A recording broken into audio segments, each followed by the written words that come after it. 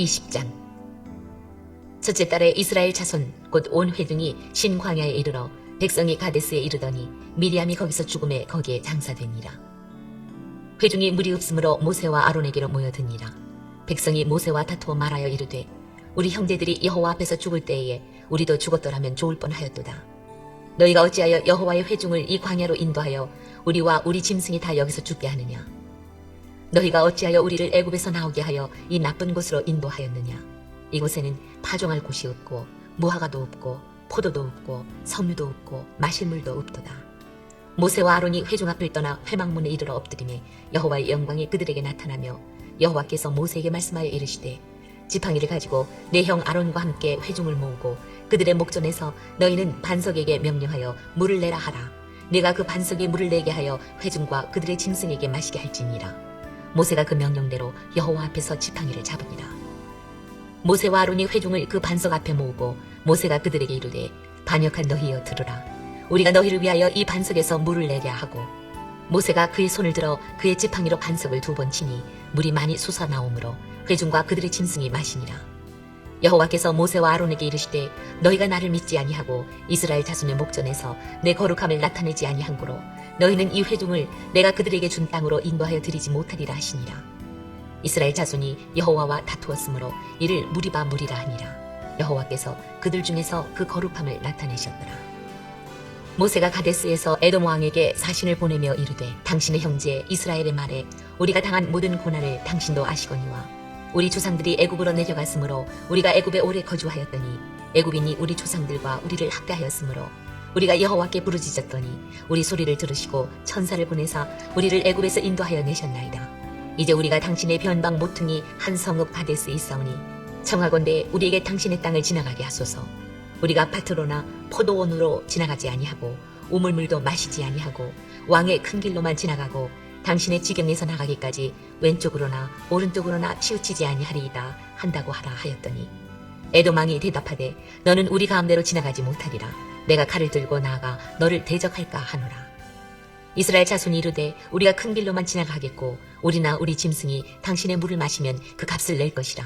우리가 도보로 지나갈 뿐인즉 아무 일도 없으리이다 하나 그는 이르되 너는 지나가지 못하리라 하고 에돔 왕이 많은 백성을 거느리고 나와서 강한 손으로 막으니 에돔 왕이 이같이 이스라엘이 그의 영토로 지나감을 용납하지 아니하므로 이스라엘이 그들에게서 돌이키니라.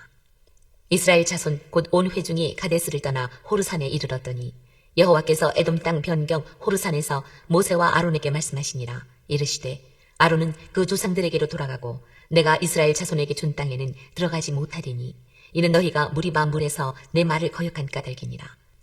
너는 아론과 그의 아들 엘르아살을 데리고 호르산에 올라 아론의 옷을 벗겨 그의 아들 엘르아살에게 입히라. 아론은 거기서 죽어 그 조상에게로 돌아가리라. 모세가 여호와의 명령을 따라 그들과 함께 회중의 목전에서 호르산에 오르니라. 모세가 아론의 옷을 벗겨 그의 아들 엘르아살에게 입히매 아론이 그 산 꼭대기에서 죽으니라. 모세와 엘르아살이 산에서 내려오니 온 회중 곧 이스라엘 온 족속이 아론이 죽은 것을 보고 그를 위하여 30일 동안 애곡하였더라. 할렐루야. 참으로 좋은 날입니다. 오늘 주님의 은혜와 평화가 가득한 하루 되기를 주님의 이름으로 축복합니다. 자, 20장에서 25장까지는 광야 생활의 마지막 반년의 역사입니다. 특별히 20장에서는 모세의 영과 누인 아론과 미리암의 죽음이 앞과 뒤에 기록이 되어 있습니다. 미리암의 죽음과 모세의 실수로 이어집니다. 자, 미리암이 세상을 떠나는데요. 14장에서 그들의 불신앙으로 인하여 40년의 광야에서 유리하리라고 하였더니 이제 그 역사가 흐르고 출애굽한 지 40년 정월이 되었습니다. 신광야에 이르게 됩니다. 이곳에서 모세의 누인 미리암이 죽습니다. 그는 그간 실패도 하였으나 이스라엘 건국의 공로자이기도 합니다. 무리의 원망과 모세의 실수이지요. 회중이 물이 없으므로 모여서 모세와 아론을 공박하니라고 하였습니다.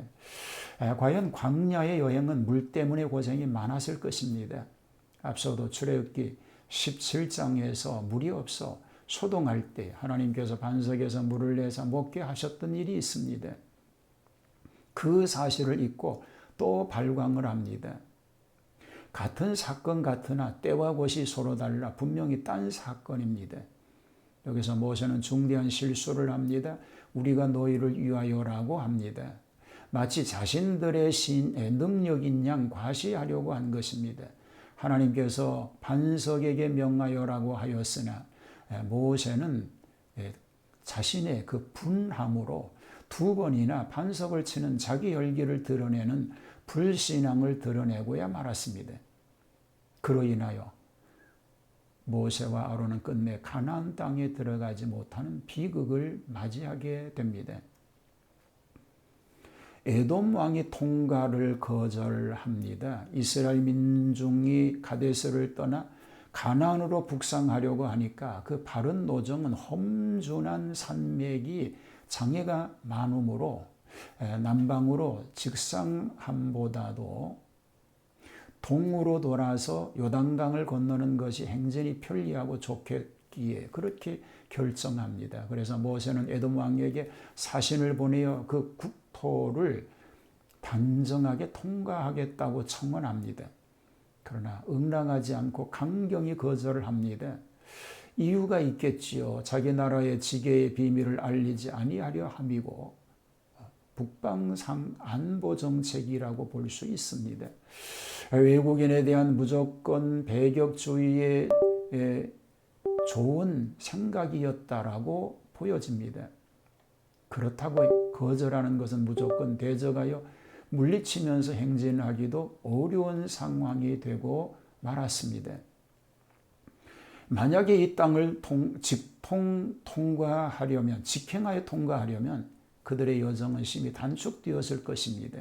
그들은 할 수 없이 남하하여 에돔의 남단을 되돌아서 동쪽 경계를 따라 북상하게 됩니다. 이로 인하여 많은 수고와 시간이 더 허비하게 되었습니다. 자, 아론이 세상을 떠나지요.